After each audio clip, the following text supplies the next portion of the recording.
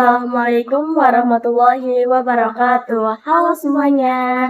Perkenalkan, saya Dinda Kirana. Dan saya Latifah Zahra. Pada kesempatan kali ini, kami akan membagikan video tentang cara membangun server ujian menggunakan Zia GPT. Langsung saja kita simak penjelasannya. Pada video kali ini, kita akan masuk ke pembahasan server Zia GPT.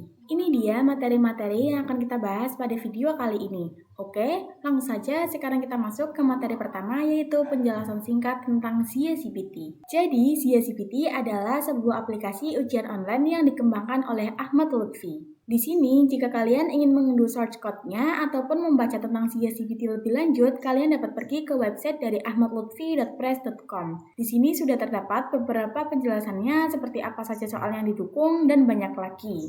Ia dikembangkan menggunakan framework kode Igniter.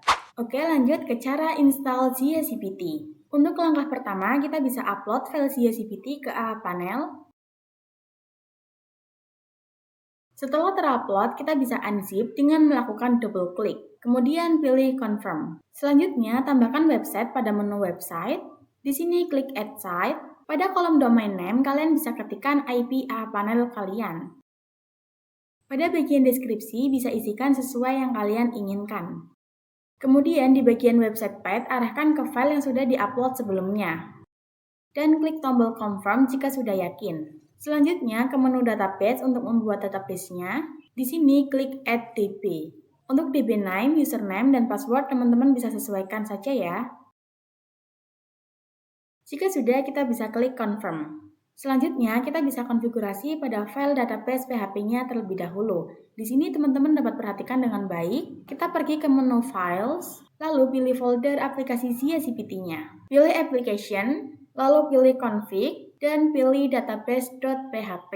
Jika sudah berada di halaman ini, isikan username, password, database, sesuaikan dengan apa yang kita isi di menu database sebelumnya. Jika sudah, kita bisa save. Kemudian pergi ke menu database, pilih PHP My Admin, lalu klik Public Access. Setelah masuk, kita bisa klik Zia, kemudian klik Import untuk memasukkan file dengan nama tanpa database. File ini dapat ditemukan pada folder Zia GPT yang sudah diekstrak sebelumnya. Kemudian klik Import, dan tampilannya akan seperti ini.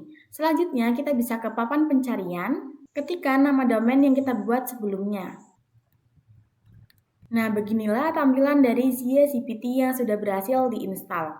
Kita bisa masuk sebagai operator dengan username dan password default yaitu admin. Nah, di sini kita telah masuk pada Zia GPT-nya. Mengenai penjelasan menu-menu yang ada di Zia GPT akan dijelaskan oleh teman saya yaitu Latifah. Kita lanjut ke penjelasan fitur Zia GPT. Yang pertama di sini terdapat menu data modul yang digunakan untuk mengelola soal-soal yang akan digunakan pada ujian. Lalu yang kedua terdapat menu data peserta. Menu ini digunakan untuk mengelola semua hal yang berkaitan dengan para peserta ujian. Ketiga ada data tes. Ini digunakan untuk mengelola semua tes atau ujian yang dilaksanakan. Ada juga laporan.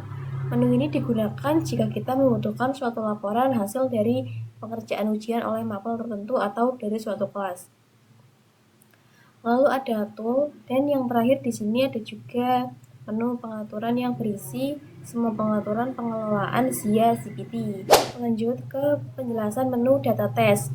Setelah menjelaskan mengenai fitur yang ada di pengaturan, sekarang kita akan lanjut untuk menjelaskan fitur yang ada pada menu data test. Pertama, kita akan membahas mengenai fitur tambah tes, di mana di dalamnya terdapat opsi-opsi yang bisa kita sesuaikan dengan kebutuhan tes yang akan dilaksanakan. Berikutnya yang kedua ada menu daftar tes yang digunakan untuk menampilkan semua tes yang sudah kita buat. Selain itu, kita juga dapat mengubah ataupun menghapus tes yang kita buat. Selanjutnya ada evaluasi tes yang digunakan untuk mengevaluasi jawaban dengan tipe soal esai. Yang keempat adalah hasil tes, di mana nantinya akan menampilkan secara real-time sesuai dengan jawaban yang sudah dipilih oleh peserta. Pada halaman ini tes dapat dihapus, dihentikan secara paksa, dan juga menambah waktu sesuai dengan kondisi tes. Dan juga kita dapat memfilter hasil tesnya, bisa diurutkan dari nilai yang tertinggi atau nilai yang terendah. Dan yang terakhir adalah menu token, di mana kita bisa membuat secara manual yang akan digunakan sebagai kunci, dan juga akan digunakan oleh peserta untuk memulai tes. Dan ketika kita membuat token secara manual, kita dapat menentukan apakah token tersebut hanya digunakan untuk tes tertentu ataupun semua tes. Selain itu, kita juga bisa men-generate token, maka nantinya token akan terbuat secara otomatis. Kita lanjut ke penjelasan menu pengaturan. Pertama, di sini terdapat pengaturan Zia CPT yang digunakan untuk mengatur identitas dari penggunaan Zia CPT.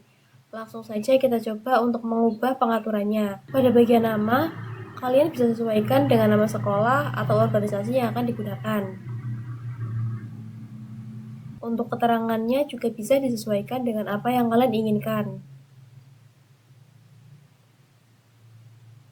Di bagian link login operator, kalian bisa pilih opsi ya. Kemudian pada log mobile exam browse, kalian bisa sesuaikan saja. Jika memilih ya, maka nantinya hanya bisa diakses melalui exam browser saja. Dan untuk kolom informasi, kalian bisa sesuaikan sendiri ya. Kita bisa klik simpan. Setelah itu kita tambahkan tab baru. Kemudian kita ketikkan IP kita. Dan pada halaman login, pada bagian atas namanya berubah dengan apa yang sudah kita atur. Kita telah mengatur pada link login operator dengan opsi ya. Pada bagian pojok kanan bawah akan menampilkan tulisan mobile operator. Namun, jika kita ubah opsinya menjadi tidak, maka nantinya pada halaman login tidak terdapat tampilan login operator. Dan untuk pengaturan yang selanjutnya adalah penggunaan user. Di sini kita bisa menambahkan multi user untuk mengelola tampilan operator. Kemudian pada menu pengaturan data administrator, kita dapat mengubah level hak akses sesuai dengan kebutuhannya. Dan yang terakhir, terdapat menu pengaturan yang dapat digunakan oleh administrator untuk menambah fungsi dari Zia CPT. Hal ini tentunya akan mempermudah pengembangan Zia CPT lebih lanjut. Sekian penjelasan dari kami. Terima kasih telah menonton dan sampai jumpa pada materi yang akan kami jelaskan selanjutnya. Wassalamualaikum warahmatullahi wabarakatuh.